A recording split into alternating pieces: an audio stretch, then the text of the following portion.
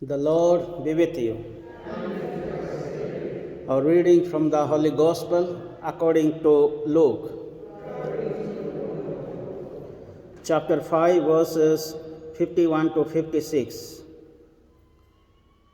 As the time drew near for him to be taken up to heaven, Jesus resolutely took the road for Jerusalem and sent messengers ahead of him. These set out, and they went into a Samaritan village to make preparations for him. But the people would not receive him because he was making for Jerusalem. Seeing this, the disciples James and John said, "Lord, do you want us to call down fire from heaven to burn them up?" But he turned and rebuked them, and they went off to another village. The Gospel of the Lord.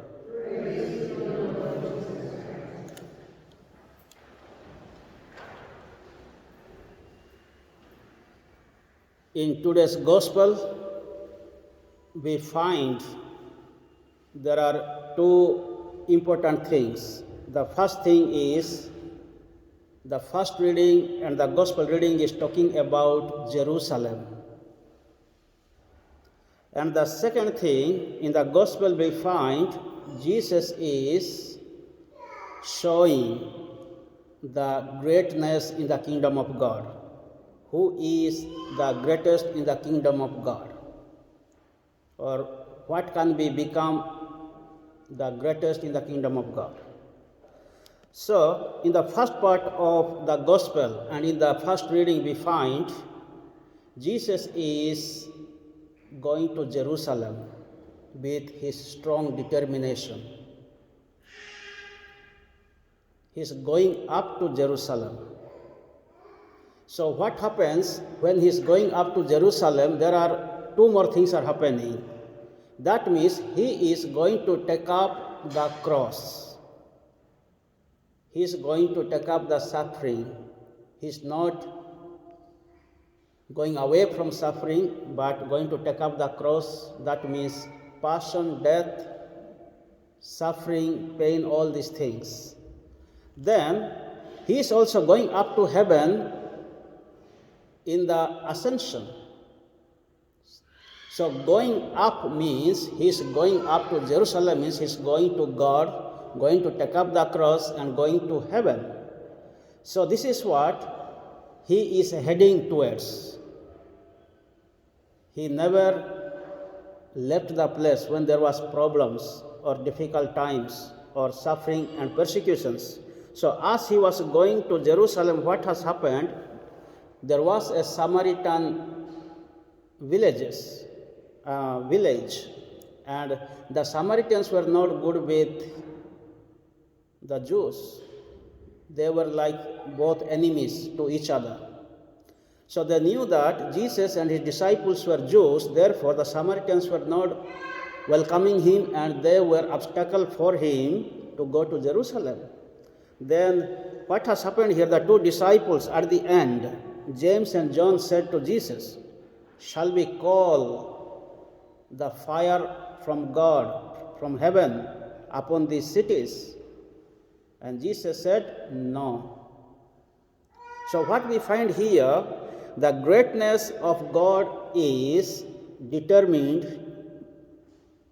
in the first place, and the greatness is determined or marked by mercy, love, forgiveness. So James and John wanted to destroy the city through their prayers, calling fire from heaven. But Jesus showed the mercy. Don't do this one. That means there is no judgment. Even though people are not welcoming, they are not receptive, they are bad or evil or sinners, don't harm them, don't take revenge, don't retaliate. Whereas you have to show them mercy, forgiveness, compassion. Also, greatness also is determined by humility. and commitment, surrendering to God. When the disciples were going on the road, they were discussing who will be the greatest in the kingdom of God. Then Jesus asked them, what are you discussing? What you were discussing on the road? Then they were silent. Then Jesus said, one who serves, one who is like a child, one who is humble, one who is the last one is the greatest in the kingdom of God, Jesus said. So this is what the greatness is determined by humility. The greatness is determined by compassion or mercy. The greatness is determined or marked by sacrifice. Jesus, on the way to Jerusalem, someone asked Jesus, I want to follow you. Jesus said, the foxes have holes, the birds have nests in the sky, but the Son of Man does not have a place to lay down his life. That means greatness is marked by sacrifice. So if you want to become a great person, we have to learn from today's gospel. Most of the time, being human persons like James and John, we try to take revenge. So let us learn from Jesus in this Holy Mass, that we may always determine ourselves to reach the goal. Goal is to go to Jerusalem. That means we have to go to God.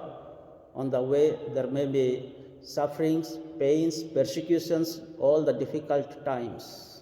So this is what Jesus went to Jerusalem, died, and he rose from the dead. And he has saved us by his death on the cross. In this Holy Mass, let us pray to the Lord that we may always follow Jesus, as the two disciples followed Jesus, as the other disciples followed Jesus. And today Saint Lawrence Ruiz and his companions followed Jesus in spite of a lot of hardships, persecutions, and they were all killed. They were martyred for Christ in the church. And we, the Christians, the believers of Christ, let us imbibe the spirit of Jesus, spirit of the disciples, and spirit of the martyrs in the church. May the good Lord bless us all in this Holy Mass.